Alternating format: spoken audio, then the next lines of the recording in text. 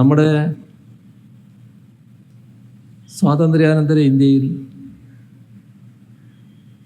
കോൺഗ്രസ്സാണ് വലിയ ശക്തിയായിട്ട് ഉയർന്നു വന്നത്. ആ കോൺഗ്രസ് രാജ്യമാകെ അടക്കി ഭരിക്കുന്ന നിലയാണുണ്ടായത്. കേന്ദ്ര ഗവൺമെൻറ് മാത്രമല്ല, എല്ലാ സംസ്ഥാന ഗവൺമെൻറ്റുകളും കോൺഗ്രസിൻ്റെ നേതൃത്വത്തിലുള്ളതായിരുന്നു. സ്വാതന്ത്ര്യം കിട്ടി നമ്മുടെ രാജ്യം 10 വർഷം പിന്നിടുമ്പോൾ നമ്മുടെ രാജ്യം റിപ്പബ്ലിക്കായതിനു ശേഷം തെരഞ്ഞെടുപ്പ് 1957 കേരള സംസ്ഥാനം 56 രൂപം കൊണ്ട് തെരഞ്ഞെടുപ്പ് വന്നപ്പോൾ കോൺഗ്രസിൻ്റേതല്ലാത്ത ഒരു സർക്കാർ കേരളത്തിൽ അധികാരത്തിൽ വരുന്നു. കോൺഗ്രസിൻ്റേതല്ലാത്ത സർക്കാർ എന്ന് പറഞ്ഞാൽ കമ്മ്യൂണിസ്റ്റ് പാർട്ടി നേതൃത്വമുള്ള സർക്കാർ. ജനാധിപത്യത്തോട് വലിയ തോതിൽ മമത പ്രകടിപ്പിക്കുന്ന കോൺഗ്രസിൻ്റെ മുഖം, ശരിയായ മുഖം ആ ഘട്ടത്തിൽ തന്നെ വിളിക്കു വന്നു. നേരത്തെ തന്നെ കമ്മ്യൂണിസ്റ്റുകാരെ രാജ്യവ്യാപകമായി നേരിടുന്നതിൽ അവരുടെ ജനാധിപത്യ വിരുദ്ധ മുഖം രാജ്യം കണ്ടതാണ്. എങ്കിലും പാർലമെന്ററി ജനാധിപത്യത്തിൽ നിരക്കാത്ത, തീർത്തും ജനാധിപത്യ വിരുദ്ധമായൊരു നീക്കം ആ ഗവൺമെന്റിനെ പിരിച്ചുവിടുന്നതിൽ കോൺഗ്രസിൻ്റെ ഭാഗത്തുണ്ടായി. പക്ഷേ കാലം അധികം കഴിയേണ്ടി വന്നില്ല. 57 ഗവൺമെൻറ്റിന് 2 വർഷത്തെ ആയുസ്സേ ഉണ്ടായുള്ളൂവെങ്കിലും 57 കഴിഞ്ഞ് 67 ആയപ്പോൾ രാജ്യത്ത് കോൺഗ്രസിൻ്റേതല്ലാത്ത ഗവൺമെൻറ്റുകൾ പല സംസ്ഥാനങ്ങളിൽ അധികാരത്തിൽ വരുന്നതായിട്ട് നമുക്ക് കാണാൻ കഴിയും. ഇത് രാജ്യത്തൊരു പുതിയ രീതിക്ക് തുടക്കം കുറിക്കുകയായിരുന്നു. കോൺഗ്രസിൻ്റെ ഏകകക്ഷി ഭരണം എന്നതിന് അവസാനം കുറിക്കത്തക്ക രീതിയിലേക്ക് കാര്യങ്ങൾ നീങ്ങുകയായിരുന്നു. ഇവിടെ നാം ശ്രദ്ധിക്കേണ്ട കാര്യം, കോൺഗ്രസ് ഈ തരത്തിൽ ക്ഷയിക്കുമ്പോൾ തന്നെ കോൺഗ്രസിൻ്റെ നിലപാടുകളിൽ വലിയ തോതിലുള്ള മാറ്റങ്ങളാണ് വന്നത്. ആ മാറ്റങ്ങൾ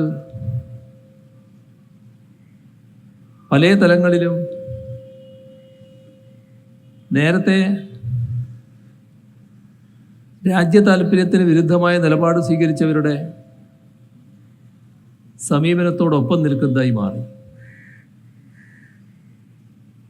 അതിൻ്റെ ഫലമായി വർഗീയ ശക്തികളോടൊപ്പം ചാഞ്ചാടുന്ന നിലപാട് പലയിടത്തും കോൺഗ്രസ് സ്വീകരിച്ചു.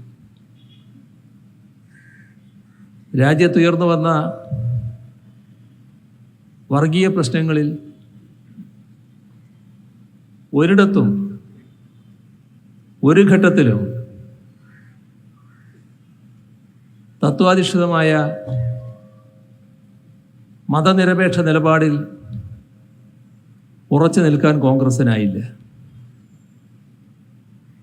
കോൺഗ്രസിൻ്റെ ആന്തരികമായ ദൗർബല്യം വ്യക്തമാക്കുന്നതായിരുന്നു അതെല്ലാം. ഒരുപാട് സംഭവങ്ങൾ ഇപ്പോൾ ഗൗരവമായി ചർച്ച ചെയ്തുകൊണ്ടിരിക്കുന്ന വിഷയങ്ങളടക്കം നേരത്തെ അതുമായി ബന്ധപ്പെട്ട പ്രശ്നങ്ങൾ ഉയർന്നു വന്നപ്പോൾ കോൺഗ്രസിൽ പണ്ഡിറ്റ് ജവഹർലാൽ നെഹ്റു അടക്കമുള്ളവർ സ്വീകരിച്ച നിലപാടല്ല പിന്നീട് കോൺഗ്രസിൻ്റെ പ്രധാനികളും കോൺഗ്രസിൻ്റെ സംഘടനാ നേതൃത്വവും കോൺഗ്രസിൻ്റെ ഭരണകർത്താക്കളും സ്വീകരിച്ചത്. എവിടെയെത്തി? മെല്ലെ മെല്ലെ കോൺഗ്രസിൻ്റെ ശക്തി കേന്ദ്രങ്ങൾ അത് ദുർബലമായി. ആ ദുർബലാവസ്ഥയിൽ നിന്ന്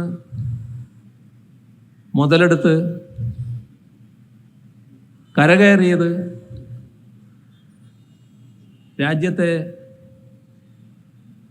ഹിന്ദുത്വ വർഗീയ ശക്തിയായിരുന്നു. അതിനോട് ഒരു ഘട്ടത്തിലും ഉറച്ച നിലപാട് സ്വീകരിക്കാൻ കോൺഗ്രസ്സിന് കഴിഞ്ഞില്ല എന്നാണ് കാണാൻ നമുക്ക് സാധിക്കുക. ചരിത്രമാണത്, ചരിത്രത്തിൻ്റെ ഭാഗമാണ്. ആ ഭാഗങ്ങളിലേക്ക് ഞാനിപ്പോൾ വളരെ വിശദമായി പോകുന്നില്ല. പക്ഷെ ഇത് നമ്മുടെ രാജ്യത്തിൻ്റെ അനുഭവമാണ്. എന്താണ് പിന്നീട് സംഭവിക്കുന്നത്? നമ്മുടെ രാജ്യത്തിൻ്റെ സ്വാതന്ത്ര്യ സമര പ്രസ്ഥാനത്തിൽ ഒരു പങ്കും വഹിക്കാത്തൊരു കൂട്ടർ ഈ രാജ്യത്തിൻ്റെ ഭരണാധികാരികളായി മാറുന്നു.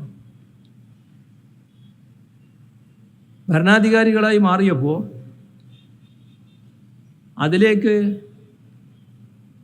ചേക്കേറുന്ന കോൺഗ്രസ്സുകാരുടെ എണ്ണം കൂടിക്കൂടി വരുന്നു. ഇന്ന് കോൺഗ്രസ്സായി കാണുന്ന ഒരാൾ നാളെ കോൺഗ്രസ് ആയിരിക്കും എന്ന് കോൺഗ്രസ്സുകാർക്ക് പോലും പറയാൻ പറ്റാത്ത അവസ്ഥ ഉണ്ടായിരിക്കും. ആരും മാറിയേക്കാം എന്നൊരു അനിശ്ചിതത്വം കോൺഗ്രസ് നേതൃനിരയിൽ ഉണ്ടായിരിക്കുന്നു. ഇതിൽ ഏതെങ്കിലും തരത്തിലുള്ള അതിശയോക്തി ഇല്ലല്ലോ. ഇപ്പം ഏറ്റവും ഒടുവിലാണല്ലോ മഹാരാഷ്ട്രയിലെ പഴയ മുഖ്യമന്ത്രി ചവാൻ കോൺഗ്രസ് വിട്ട് BJP-യിലേക്ക് പോയത്. ആരും മാറിയേക്കാം. എത്ര പേര്, എത്ര മുൻ മുഖ്യമന്ത്രിമാർ, എത്ര കോൺഗ്രസ് അധ്യക്ഷന്മാർ, എത്ര കോൺഗ്രസിൻ്റെ അഖിലേന്ത്യാ നേതാക്കൾ, ഇവരെല്ലാം വിട്ടുമാറുകയാണല്ലോ. ഇവിടെ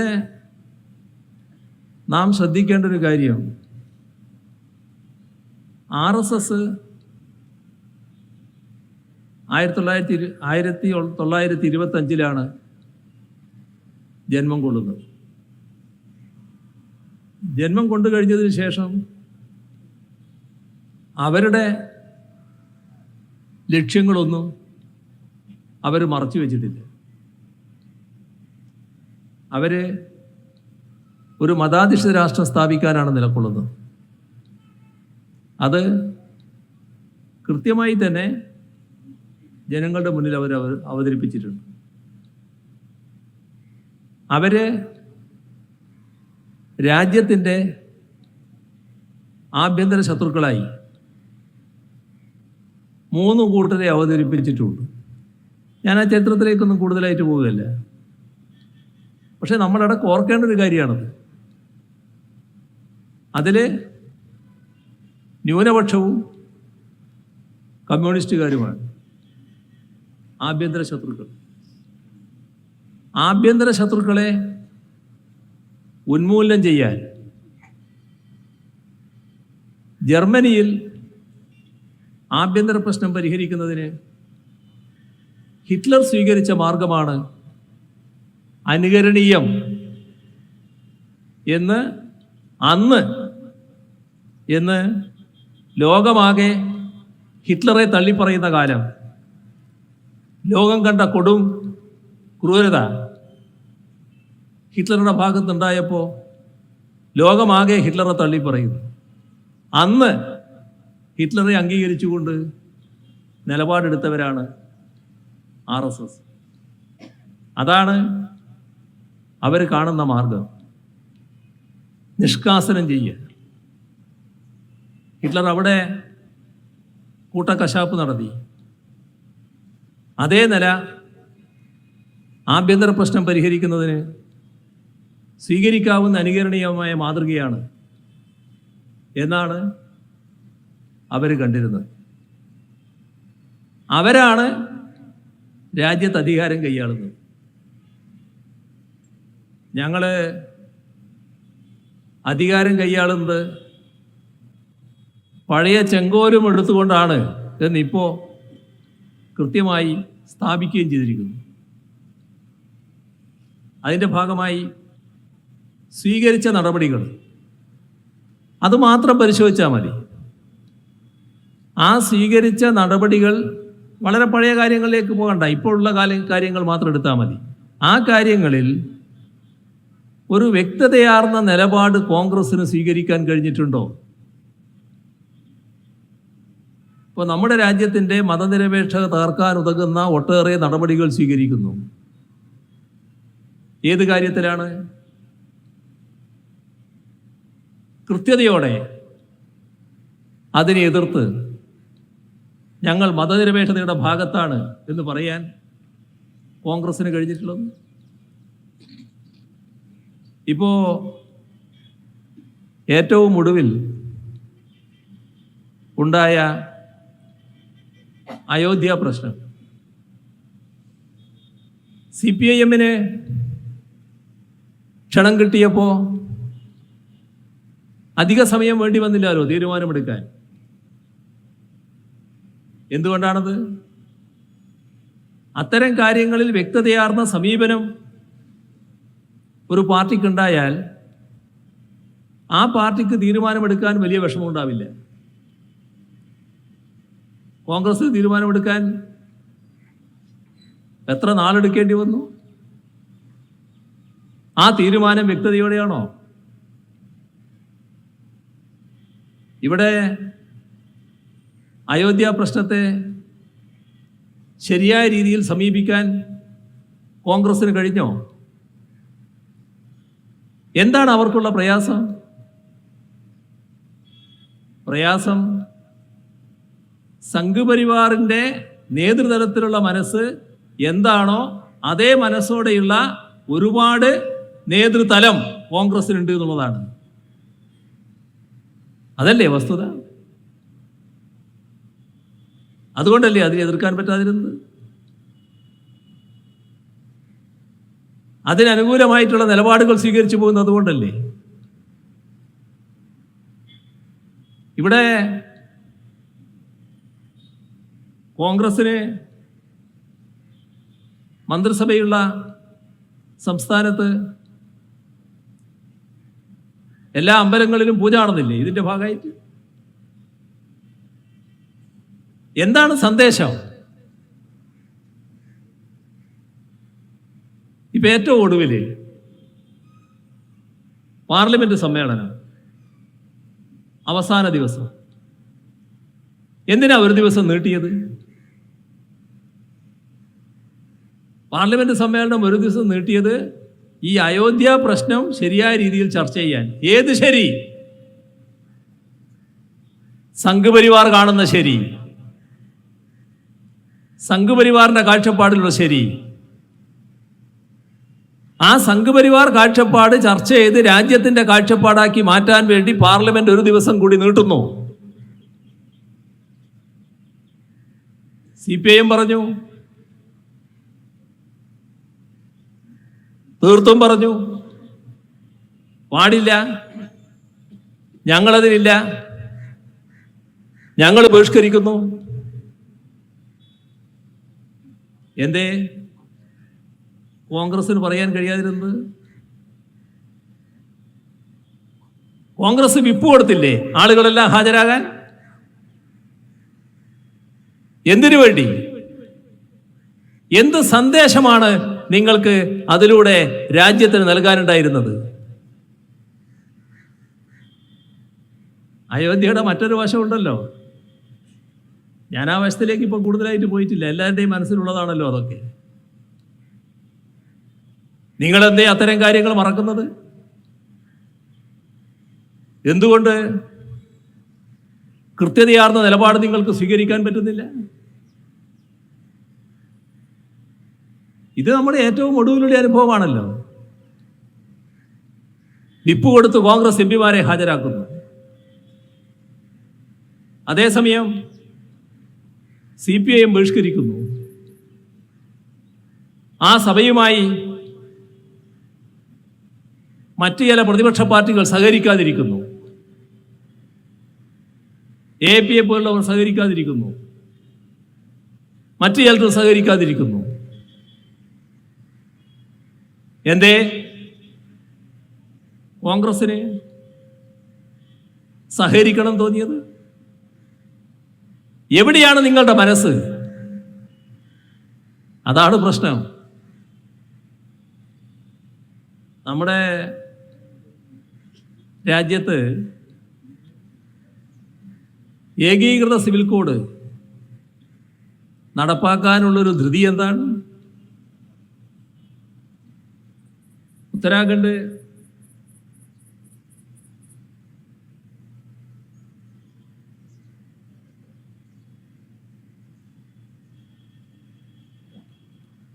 ധൃതിപ്പെട്ടാണല്ലോ അതിലേക്ക് പോയത്.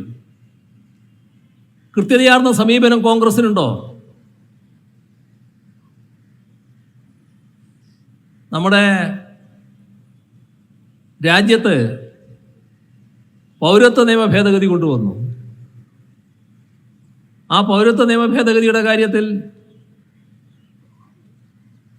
കോൺഗ്രസിന്റെ നിലപാട് വ്യക്തതയുള്ളതാണോ? എന്താണ് ഇത്തരം കാര്യങ്ങളിലൊക്കെ അവ്യക്തത വരുന്നത്? മതനിരപേക്ഷതയിൽ ഊന്നി നിൽക്കുകയാണെങ്കിൽ വർഗീയ താല്പര്യത്തോടെ വരുന്ന ഏതിനെയും എതിർക്കാൻ തയ്യാറാകണമല്ലോ.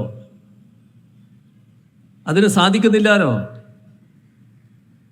കോൺഗ്രസിൽ നല്ലൊരു ഭാഗം അതിൻ്റെ കൂടെ അണിനിരക്കുകയാണ്. സംഘപരിവാർ ശക്തികളുടെ നീക്കത്തോടൊപ്പം അണിചേരുകയാണ്. ഇതല്ലേ രാജ്യത്ത് സംഭവിച്ചുകൊണ്ടിരിക്കുന്നത്? അതിൻ്റെ കൂടെ ധാരാളം കോൺഗ്രസ് നേതാക്കള്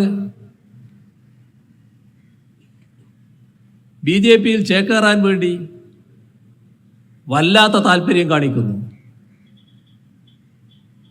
എവിടെയും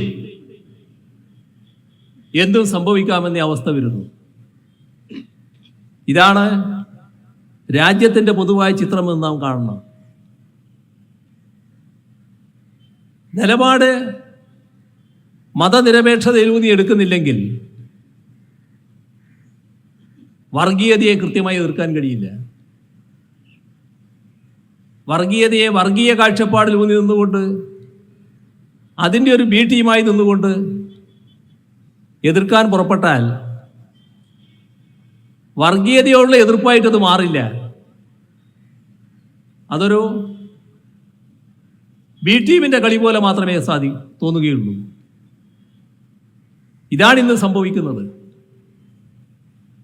ഇപ്പൊ അയോധ്യയിലെ മോദി പ്രതിഷ്ഠക്ക് പോകുന്നു. കോൺഗ്രസിൻ്റെ ഏറ്റവും പ്രധാനപ്പെട്ട നേതാവ് രാഹുൽ ഗാന്ധി അതേ ദിവസം ഒരു ശ്രീരാമക്ഷേത്രത്തിൽ ധ്യാനം നടത്താൻ സമരം ചെയ്യുന്നു. ക്ഷേത്രത്തിൽ പോകലും ധ്യാനിക്കലും ഭജന നടത്തലും എല്ലാം വ്യക്തിപരമായ കാര്യമാണ്. അത് അവരവരുടെ ഇഷ്ടം പോലെ ചെയ്യാം. അതിനൊന്നും എതിരായിട്ടല്ല നമ്മളാരും പറയുന്നത്. പക്ഷേ ദിവസമേത്, ആ സമയമേത്, അന്നിത് നൽകുന്നതിലൂടെ ഉയർത്തുന്ന സന്ദേശമേത്, അതല്ലേ പ്രശ്നം. രാജ്യമാകെ ഇതിൻ്റെ സന്ദേശം ഉയർത്താൻ വേണ്ടി സംഘപരിവാർ ശ്രമിക്കുമ്പോൾ അതേ ദിവസം അതേ സമയം ശ്രീരാമനെ ഭജിക്കാനുള്ള ഒരു സമയമായി എടുത്ത് അതിനുവേണ്ടി പുറപ്പെട്ടാൽ അത് നൽകുന്ന സന്ദേശം എന്താണ്? മറ്റവർ കാണിക്കുന്നത് ശരിയാണ് എന്ന സന്ദേശമല്ലേ പരോക്ഷമായി നൽകുന്നത്? അതാണോ വേണ്ടത്? നിർഭാഗ്യവശാൽ അതാണ് സംഭവിച്ചത്. അവിടം കൊണ്ട് നിന്നില്ല. പാർലമെന്റ് അവസാന ദിവസം ആ സമ്മേളനത്തിൽ പൂർണ്ണ മനസ്സോടെ പങ്കെടുക്കുന്ന അവസ്ഥ വന്നപ്പോൾ ചിത്രം പൂർത്തിയാവുകയാണ്. ഈ രീതിയാണ് മാറേണ്ടത്. മതനിരപേക്ഷത സംരക്ഷിക്കപ്പെടണമെങ്കിൽ വർഗീയതയോട് വിട്ടുവീഴ്ചയില്ലാത്ത സമീപനം സ്വീകരിക്കണം. വർഗീയ കാഴ്ചപ്പാടുകളുമായി സമരസപ്പെട്ടു പോകരുത്. നിർഭാഗ്യകരമായ രീതിയിൽ സംഘപരിവാർ ശക്തികൾ ഉയർത്തുന്ന ആശയം അതുമായി പൊരുത്തപ്പെടുന്ന നിലയാണ് കോൺഗ്രസ് പല കാര്യങ്ങളിലും സ്വീകരിക്കുന്നത് കാണാൻ നമുക്ക് കഴിയും. ഓരോ ഘട്ടത്തിലും സ്വീകരിച്ചിട്ടുള്ളതാണ്. ഇത് രാജ്യത്തുണ്ടാക്കുന്ന രീതി എന്താണ്? നമ്മളെല്ലാവരും തികഞ്ഞ ആത്മവിശ്വാസത്തോടെ ജീവിക്കാൻ കഴിയുന്നവരാകണ്ടേ? നിങ്ങൾക്ക് ഭയം, സംശയം, അങ്കലാപ്പ്, നാളത്തെക്കുറിച്ചുള്ള ഭീതി ഇതെല്ലാം ഉണ്ടായാൽ എന്താകും നാടിന്റെ, രാജ്യത്തിന്റെ അവസ്ഥ? ആ ഭയത്തിൽ, ഭീതിയിൽ, അങ്കലാപ്പിൽ ജീവിക്കുന്ന വലിയൊരു ഭാഗം ആളുകൾ ഇന്ത്യയിലില്ലേ? അവർക്ക് ആശ്വാസം പകരുന്നതാണോ കോൺഗ്രസിന്റെ നിലപാട്? ഞങ്ങൾ പ്രധാനപ്പെട്ട ശക്തിയൊന്നുമല്ല, രാജ്യത്തെ ചെറിയൊരു ശക്തി മാത്രമാണ്. പക്ഷെ ആ ചെറിയൊരു ശക്തി വലിയ കരുത്തായിട്ടാണ് ഈ ജനവിഭാഗം കാണുന്നത്. എന്തുകൊണ്ട്? നിലപാടുണ്ട്. ആ നിലപാട് എവിടെയും ഉണ്ടായിട്ടുണ്ട്. അതാണ് ഇന്ത്യയിലെ ഇടതുപക്ഷത്തിന്റെ പ്രസക്തി. കോൺഗ്രസിന് ഇല്ലാത്തത് അതാണ്. ഇവിടെ ഒരു വിഭാഗത്തിൽ ജനിച്ചുപോയി എന്നുള്ളത് കൊണ്ട് അവർ ഭീതിയിൽ കഴിയണോ? ഈ രാജ്യത്തിന്റെ സന്തതികളല്ലേ അവര്? തലമുറകളായി ഈ മണ്ണിൽ ജീവിക്കുന്നവരല്ലേ? ഈ മണ്ണിൽ ജനിച്ച് ഈ മണ്ണിൽ മണ്ണടിയേണ്ടവരല്ലേ? അവർക്ക് സമാധാനത്തോടെ ജീവിക്കാൻ ഇവിടെ കഴിയണ്ടേ? അത് തകർക്കാനുള്ള ശ്രമം നടക്കുമ്പോ ആ ശ്രമത്തെ ചോദ്യം ചെയ്യാനെങ്കിലും തയ്യാറാകാത്ത മനസ്സോടുകൂടി കോൺഗ്രസ് രാജ്യത്ത് പ്രവർത്തിക്കുകയാണ്. ഇതാണ് ഗൗരവമായി കാണേണ്ട വിഷയം. ഞാൻ വളരെ കൂടുതൽ കാര്യങ്ങളിലേക്ക് അതുമായി ബന്ധപ്പെട്ടു പോകുന്നില്ല. നമ്മുടെ നാടിൻ്റെ അവസ്ഥയൊന്ന് ആലോചിച്ച് നോക്കിയാൽ മതി. ഒരു സംസ്ഥാനം എന്ന നിലക്ക് നേരിടുന്ന പ്രശ്നങ്ങൾ, ആ പ്രശ്നങ്ങൾ ഒരു സംസ്ഥാനവും സാധാരണഗതിയിൽ നേരിടാൻ പാടില്ലാത്ത പ്രശ്നങ്ങളാണ്. പക്ഷേ സംസ്ഥാനത്തെ ശ്വാസം മുട്ടിക്കുന്ന നിലപാടാണ് കേന്ദ്ര ഗവൺമെൻറ് സ്വീകരിച്ചുകൊണ്ടിരിക്കുന്നത്. സംസ്ഥാനത്തുള്ള പ്രവർത്തനങ്ങളിൽ ജനാധിപത്യ ഭരണക്രമത്തിൽ ഭരണപക്ഷവും പ്രതിപക്ഷവും ഉണ്ടാവും. സാധാരണഗതിയിൽ ഭരണപക്ഷത്തിൻ്റെ ഭാഗത്തു നിന്ന് എന്തെങ്കിലും തെറ്റായ കാര്യങ്ങൾ വരുന്നുണ്ടെങ്കിൽ അത് തിരുത്തിക്കാൻ പ്രതിപക്ഷം ശക്തമായി ഇടപെടേണ്ടതുമാണ്. അത് നാടിൻ്റെ പൊതുവായ അഭിവൃദ്ധിക്കാണ് വഴിവെക്കുക. കാരണം തെറ്റായ കാര്യങ്ങൾ സംഭവിക്കാതിരിക്കാൻ ഭരണവിഭാഗം തെറ്റ് ചെയ്യാതിരിക്കാൻ ഒരു കരുതൽ നടപടിയായിട്ടത് വരും. പക്ഷേ കേരളത്തിൽ സ്വീകരിക്കുന്ന നില എന്താ? കേരളത്തിൽ ഭരണപക്ഷത്തിൻ്റെ ഭാഗത്തുനിന്നുണ്ടാകുന്ന ഏതെങ്കിലും തെറ്റ് ചൂണ്ടിക്കാണിക്കാൻ പ്രതിപക്ഷത്തിനില്ല. അപ്പം അതുകൊണ്ട് ഇല്ലാത്ത കാര്യങ്ങൾ ഉള്ളതാക്കി അവതരിപ്പിക്കാൻ കഴിയുമെന്നുള്ള ഗവേഷണത്തിലാണ് അവർ. അതൊരു ഭാഗം. എന്നാൽ ഒരു കാര്യത്തിലും സംസ്ഥാനത്തിൻ്റെ പൊതുവായ കാര്യങ്ങൾ സഹകരിക്കാൻ തയ്യാറല്ല. ഒരുപാട് പ്രശ്നങ്ങളിൽ, നാടിൻ്റെ പൊതുവായ പ്രശ്നങ്ങളിൽ ഭരണപക്ഷവും പ്രതിപക്ഷവും വേർതിരിഞ്ഞ് നിൽക്കാതെ ഒന്നിച്ചു നിൽക്കേണ്ടതായ ഘട്ടമുണ്ടാകും. ഒരു ദുരന്തം വരുന്നു, പ്രകൃതി ദുരന്തം, എല്ലാവരും ഒന്നിച്ചാണതിൽ ഇടപെടാൻ ശ്രമിക്കുക. പക്ഷെ അപ്പോൾ പോലും നമ്മുടെ കേരളത്തിൽ വേർതിരിഞ്ഞ് നിൽക്കുന്ന കോൺഗ്രസിനെയും പ്രതിപക്ഷത്തെയുമാണ് നമുക്ക് കാണാൻ കഴിഞ്ഞത്. ഇപ്പോൾ കേരളത്തെ സാമ്പത്തികമായി ഞെരുക്കുന്നു, വലിയ തോതിൽ ശ്വാസം മുട്ടിക്കുന്നു. കേരളത്തിൽ LDF ഗവൺമെൻറ് അധികാരത്തിൽ വന്നതിന് ശേഷം കേന്ദ്ര ഗവൺമെൻറ് സ്വീകരിച്ചിട്ടുള്ള സാമ്പത്തിക രംഗത്തെ ഈ പറയുന്ന പ്രത്യേക ഞെരുക്കൽ നടപടി, അതിൻ്റെ ഭാഗമായി കേരളം സുപ്രീം കോടതിയിൽ കൊടുത്ത കേസിൽ പറഞ്ഞിരിക്കുകയാണ്, ഞങ്ങൾക്ക് ലഭിക്കേണ്ടിയിരുന്ന 1,07,500 കോടിയിൽ പരം രൂപയാണ് നഷ്ടമായിട്ടുള്ളത്. ഒരു സംസ്ഥാനത്തിന് താങ്ങാവുന്ന സംഖ്യയല്ലത്. ഇപ്പോൾ കേരളത്തിൽ ലഭിക്കേണ്ട വിഹിതങ്ങളുണ്ട്. ആ വിഹിതം സാധാരണ ജനസംഖ്യാനുപാതികമായിട്ടെങ്കിലും കിട്ടണം. പക്ഷേ കേരളത്തിന് ജനസംഖ്യാനുപാതികമായി വിഹിതം കിട്ടുന്നില്ല. എന്നാൽ മറ്റു ചില സംസ്ഥാനങ്ങളെടുത്താൽ ജനസംഖ്യാനുപാതികമല്ല, അതിൻ്റെ ഇരട്ടി, ചിലപ്പോൾ അതിൽ കൂടുതൽ അവർക്ക് വിഹിതമായി കൊടുത്തിരിക്കുന്നു.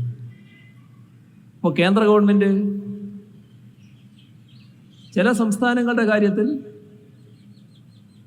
അത് തങ്ങളുടെ ഇഷ്ടക്കാർ, കേരളം പോലുള്ളത്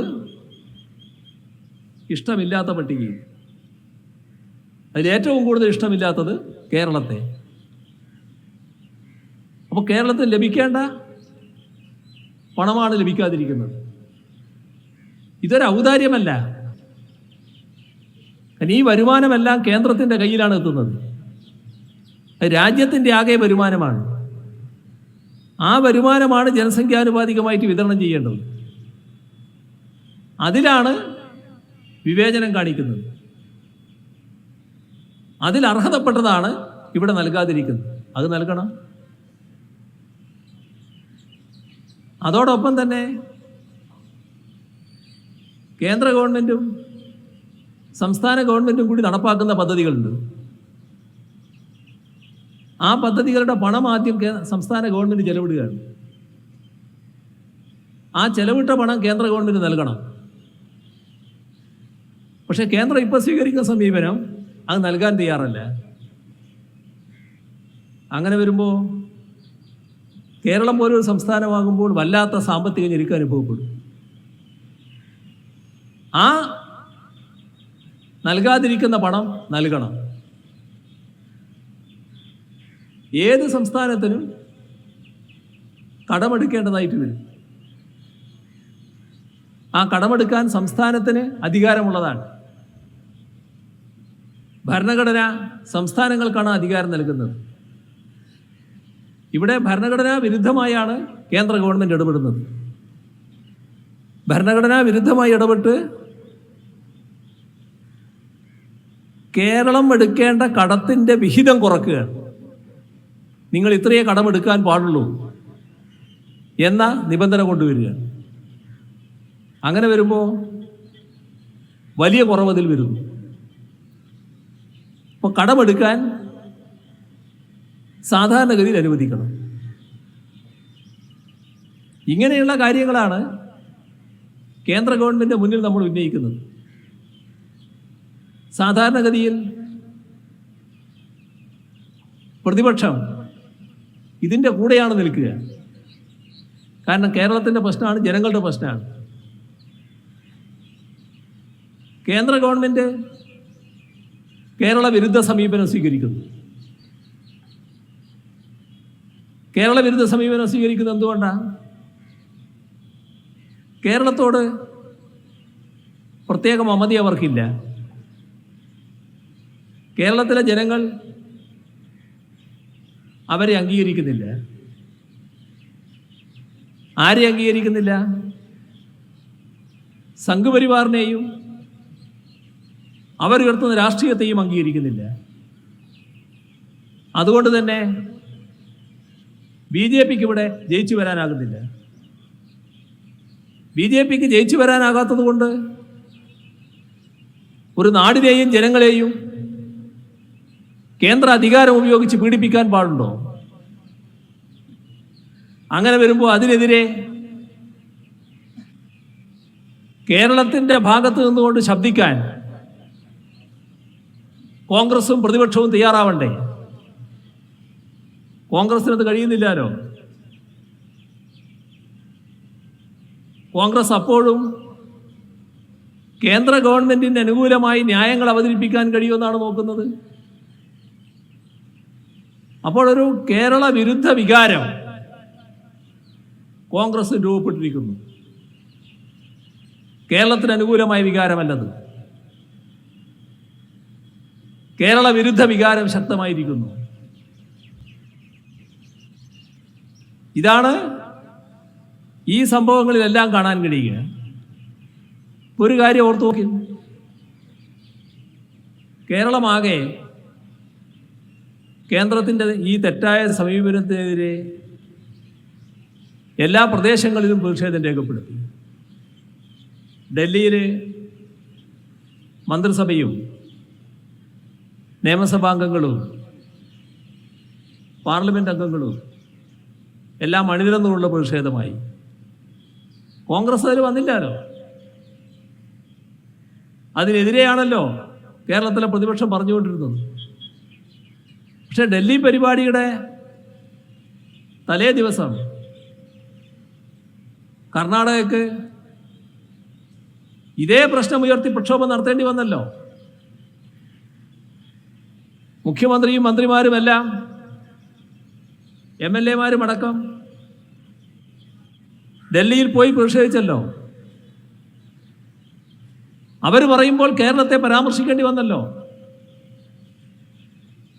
കേരളം ഗൗരവമായ പ്രശ്നമാണ് ഉയർത്തുന്നത് എന്ന് കർണാടക മുഖ്യമന്ത്രിക്ക് തന്നെ പറയേണ്ടി വന്നല്ലോ. അവിടുത്തെ ഉപമുഖ്യമന്ത്രിയും പറഞ്ഞല്ലോ. കോൺഗ്രസിൻ്റെ അധ്യക്ഷന് പാർലമെന്റിൽ സംസാരിക്കുമ്പോൾ കേരളം നടത്തുന്ന പ്രക്ഷോഭത്തെ പരാമർശിക്കേണ്ടി വന്നല്ലോ. പക്ഷേ കോൺഗ്രസിനൊരു മാറ്റമില്ല. അതേ കേരള വിരുദ്ധ നിലപാട് സ്വീകരിച്ചു പോവുകയാണ്. ആരുടെ കൂടെയാണ് അവർ? അതാണ് നാം കാണേണ്ടത്. BJPയുടെ കൂടെയാണ്. മനസ്സ് BJPയോടൊപ്പമാണ്. ഉദ്ദേശം വ്യക്തമാണ്. പല ഘട്ടങ്ങളിൽ BJPയുമായി കൂട്ടുചേരുന്നതിന് കോൺഗ്രസിന് മടിയുണ്ടായിട്ടില്ല. ഇപ്പോഴും ചിലയിടങ്ങളിൽ ആ കൂട്ടുകെട്ട് തുടരുന്നുണ്ട്. അപ്പോൾ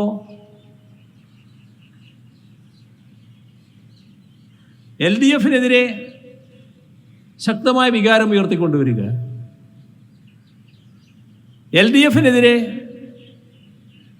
നമുക്കൊന്നിച്ചു നിൽക്കാൻ കഴിയുമോ എന്ന ഒരു തലം വളർത്താൻ പറ്റുമോ എന്ന് നോക്കുക. അതാണ് കോൺഗ്രസ് ഇവിടെ ചെയ്യുന്നത്. ഇവിടെ നാം ശ്രദ്ധിക്കേണ്ട ഒരു കാര്യമുണ്ട്. ജനങ്ങൾ ഏറെക്കുറെ ആ കാര്യത്തിൽ പൂർണ്ണ ബോധ്യമുള്ളവരാണ്. കേരളത്തിൽ നിന്ന് 18 ലോക്സഭാംഗങ്ങളാണല്ലോ ലോക്സഭയിൽ UDFന്റെ ഭാഗമായിട്ടുള്ളത്. കേരളം നേരിടുന്ന പ്രശ്നങ്ങൾ ഏതെങ്കിലും ഘട്ടത്തിൽ ഇവരുടെ ഭാഗത്തുനിന്ന് ഉയർന്നോ? എന്തേ അവർക്ക് പാർലമെന്റിൽ ആ പ്രശ്നങ്ങൾ അവതരിപ്പിക്കാൻ കഴിയാതിരുന്നത്? ഒരു ഘട്ടത്തിലും കേരളത്തിന്റെ പ്രശ്നങ്ങൾ അവതരിപ്പിച്ചിട്ടില്ല. അവതരിപ്പിച്ചതൊക്കെ കേരളത്തിനെതിരായ പ്രശ്നങ്ങളായിരുന്നു. കേരളത്തെ ഇകഴ്ത്താൻ, കേരളത്തെ അപകീർത്തിപ്പെടുത്താൻ ഇല്ലാ കഥകളടക്കം പാർലമെന്റിൽ ഉന്നയിക്കുന്നതിന് മടിയുണ്ടായിരുന്നില്ല. എന്നാൽ കേരളം നേരിടുന്ന പ്രശ്നം ഒരു ഘട്ടത്തിലും ഉന്നയിച്ചില്ല. അത് നമ്മുടെ അനുഭവം. മതനിരപേക്ഷത കാപത്തുളവാക്കുന്ന ഒരുപാട് പ്രശ്നങ്ങൾ ഈ കഴിഞ്ഞ 5 വർഷക്കാലം ഉണ്ടായല്ലോ. തുടരെ ഒന്നിനു പുറകെ ഒന്നായി ഏതെങ്കിലും ഘട്ടത്തിൽ കേരളത്തിന്റെ ശബ്ദം ഉയരുന്നത് നമുക്ക് കേൾക്കാൻ കഴിഞ്ഞോ? ലോക്സഭയിൽ കേരളത്തിന്റെ ശബ്ദം ഉയരണമെങ്കിൽ ഈ 18 പേരുടെ ശബ്ദം ഉയരണല്ലോ. പിന്നെ 2 അല്ലേ ഉള്ളൂ. ആ 18 പേര് പൂർണ്ണ നിശബ്ദരായല്ലോ. ആലോചിച്ച് നോക്കണം. മുൻപ് ഏതെങ്കിലും ഒരു ഘട്ടത്തിൽ ഇങ്ങനൊരു അവസ്ഥ ഉണ്ടായിട്ടുണ്ടോ? ഇടതുപക്ഷത്തിന് മതിയായ പ്രാതിനിധ്യമില്ലാത്ത ഒരു ലോക്സഭയായതുകൊണ്ടാണ് ഈ ദുർഗതി ഈ കഴിഞ്ഞ 5 വർഷക്കാലം ഉണ്ടായത്. രാജ്യം നേരിടുന്ന പ്രശ്നം, മതനിരപേക്ഷത കാപത്തുളവാക്കുന്ന പ്രശ്നം, വർഗീയ പ്രശ്നങ്ങൾ, അത്തരം കാര്യങ്ങളിലെല്ലാം ശരിയായ സമീപനം അത് ഇടതുപക്ഷത്തിന് മാത്രമേ സ്വീകരിക്കാനാവൂ.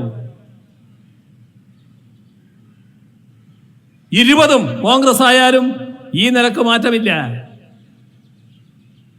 നമ്മുടെ രാജ്യത്ത് ആവശ്യം തെറ്റിനെ ചോദ്യം ചെയ്യലാണ്. തെറ്റായ കാര്യങ്ങൾ നടക്കുമ്പോൾ അരുത് എന്ന് പറയാൻ പാർലമെന്റിൽ ആളുകൾ ഉണ്ടാവലാണ്. അതാണ് ആദ്യം വേണ്ടത്. ഇടതുപക്ഷമില്ലാത്തതിന്റെ ദൂഷ്യം അനുഭവിച്ചവരാണ് നമ്മൾ. കേരളത്തെ എല്ലാവരും പ്രതീക്ഷയോടെയാണ് നോക്കിക്കാണുന്നത്. ഇത്തരം കാര്യങ്ങളിൽ കൃത്യതയാർന്ന നിലപാട് സ്വീകരിക്കുന്ന ഒരു സംസ്ഥാനം എന്ന നിലയിൽ. പക്ഷേ ഇടതുപക്ഷമില്ലാതായപ്പോ, ഇടതുപക്ഷത്തിന് വേണ്ടത്ര പ്രാതിനിധ്യമില്ലാതായപ്പോ ആ സംസ്ഥാനത്തിന്റെ ശബ്ദം അങ്ങേയറ്റം ദുർബലമായി പോയി. ഇത് നമുക്കൊരു പാഠമാണ്. ഈ തെരഞ്ഞെടുപ്പുകളിൽ നമുക്കൊരു പാഠമാണ്. ഇതും നാം കരുതേണ്ട ഒരു കാര്യമാണ്. നമ്മുടെ നാടിൻ്റെ, കേരളത്തിൻ്റെ പൊതുവായ ആവശ്യങ്ങൾ നേടിയെടുക്കാൻ നമ്മുടെ നാടിൻ്റെ ഒരുമയും ഐക്യവും കൂടുതലായി വളർത്തിയെടുക്കുക, ഇതാണ് നാം ശ്രമിക്കുന്നത്. അതിലൂടെ ഇതിനെല്ലാം പരിഹാരം കാണാൻ കഴിയുമെന്ന് തന്നെയാണ് പ്രതീക്ഷിക്കുന്നത്. പാർലമെന്റല്ല, സുപ്രീം കോടതിയിലെ കേന്ദ്ര ഗവൺമെന്റ് ചോദിച്ചു, ഇവർക്കൊരു ബി പ്ലാൻ ഉണ്ട് എന്ന് പറയുന്നുണ്ട്, എന്നാൽ ആ ബി പ്ലാൻ എടുത്തോട്ടെ. എന്താ ബി പ്ലാൻ എന്ന് അവർക്ക് അറിയണം പോലും. ഒരു ഭാഗം കേന്ദ്ര ഗവൺമെന്റിനോട് അഭ്യർത്ഥിക്കലാണ്, അത് നാം തുടർച്ചയായി അഭ്യർത്ഥിച്ചുകൊണ്ടിരിക്കുന്നുണ്ട്. ഇപ്പോഴും അതിന് മാറ്റമില്ല. ഗവൺമെന്റുകൾ തമ്മിൽ ആരോഗ്യകരമായ ബന്ധം പുലർത്തി സംസ്ഥാനത്തിന് ലഭിക്കേണ്ട കാര്യങ്ങൾ അതിന് മുടക്കം വരുത്തരുത് എന്ന് ആവശ്യപ്പെടൽ സംസ്ഥാന ഗവൺമെന്റിന്റെ ബാധ്യതയാണ്. ആ ബാധ്യത നിറവേറ്റിക്കൊണ്ടിരിക്കുന്നുണ്ട്. എന്നാൽ അത് തള്ളുമ്പോൾ അതിനെ ചോദ്യം ചെയ്യേണ്ടി വരും. അതിന് രണ്ട് മാർഗമുണ്ട്. അതിലൊന്നാണ് നിയമപരമായ ചോദ്യം ചെയ്യൽ. അതിനാണ് ബഹുമാനപ്പെട്ട സുപ്രീം കോടതിയെ സമീപിച്ചിട്ടുള്ളത്. മറ്റൊന്ന് ജനങ്ങളുടെ അടുത്ത് പറയലാണ്. ജനങ്ങളാണ് പരമാധികാരികൾ. ആത്യന്തികമായി കരുത്തുള്ളത് ജനങ്ങൾക്കാണ്. ആ ജനങ്ങളുടെ മുന്നിലാണ് കാര്യങ്ങൾ മുഴുവൻ നമ്മുടെ സംസ്ഥാനം അവതരിപ്പിക്കാൻ ശ്രമിച്ചിട്ടുള്ളത്. ബി പ്ലാൻ എന്ന് പറയുന്നത് അത് തന്നെയാണ്. ജനങ്ങളുടെ കരുത്തിൽ ഞങ്ങൾ വിശ്വസിക്കുന്നു. ആ ജനങ്ങളുടെ കരുത്തിനെ നിസ്സാരമായി കാണരുത്. പല ഘട്ടങ്ങളിലും ആ കരുത്ത് ശരിയായ രീതിയിൽ പ്രകടിപ്പിച്ചിട്ടുണ്ട്. നമ്മുടെ സംസ്ഥാനത്ത് നാം നേരിടുന്ന പ്രശ്നങ്ങൾ കേന്ദ്ര ഗവൺമെന്റ് സൃഷ്ടിക്കുന്ന പ്രശ്നങ്ങളാണ്.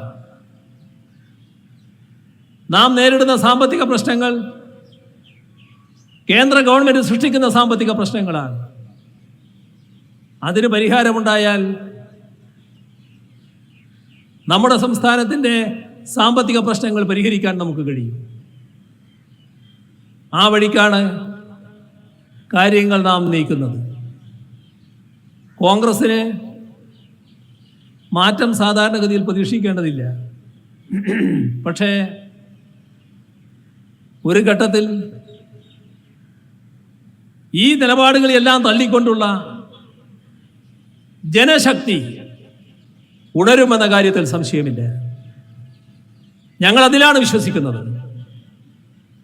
അതുകൊണ്ടാണ് ജനങ്ങളുടെ മുന്നിൽ എല്ലാ കാര്യങ്ങളും അവതരിപ്പിച്ചു പോകുന്നത്. നമുക്ക് ഒരുമയോടെ ഐക്യത്തോടെ കാര്യങ്ങൾ അവതരിപ്പിക്കാനും മുന്നോട്ട് കൊണ്ടുപോകാനും കഴിയണമെന്നാണ് അഭ്യർത്ഥിക്കാനുള്ളത്. ഈ ഒരു ദേശീയ സംസ്ഥാന പശ്ചാത്തലമാണ് ഇപ്പോൾ നിലനിൽക്കുന്നത്. ഇത്തരമൊരു ഘട്ടത്തിൽ ഇടതുപക്ഷത്തിൻ്റെ പ്രസക്തി വളരെ പ്രധാനമാണ്. ഇടതുപക്ഷമാണ് ശരിയായ ദിശയിൽ കാര്യങ്ങൾ നീക്കിക്കൊണ്ടിരിക്കുന്നത്. ആ ഇടതുപക്ഷത്തിൻ്റെ കരുത്ത് വർദ്ധിക്കുക എന്ന് പ്രധാനമാണ്. അതിൽ CPIM-ന്റെ കരുത്ത് നല്ല രീതിയിൽ വർദ്ധിപ്പിക്കേണ്ടതായിട്ടുണ്ട്. ആ ശ്രമത്തിൻ്റെ ഭാഗമായുള്ള പ്രവർത്തനങ്ങളിൽ ഒന്നാണ് കാലാനുസൃതമായ ഓഫീസ് പ്രവർത്തനത്തിന് പറ്റാവുന്ന ഓഫീസ് ഉണ്ടാവുക എന്നുള്ളത്. ആ ഓഫീസ് നിർമ്മാണമാണ് കണ്ണൂർ ജില്ലാ കമ്മിറ്റി ഇവിടെ നടത്തുന്നത്. അതിൻ്റെ ഔപചാരികമായ നിർമ്മാണ പ്രവർത്തനങ്ങളുടെ ഉദ്ഘാടനം, അതാണ് ശിലാസ്ഥാപനം, നിർവഹിച്ചതായി അറിയിച്ചുകൊണ്ട് അവസാനിപ്പിക്കുന്നു. നിങ്ങൾക്കെൻ്റെ അഭിവാദ്യങ്ങൾ.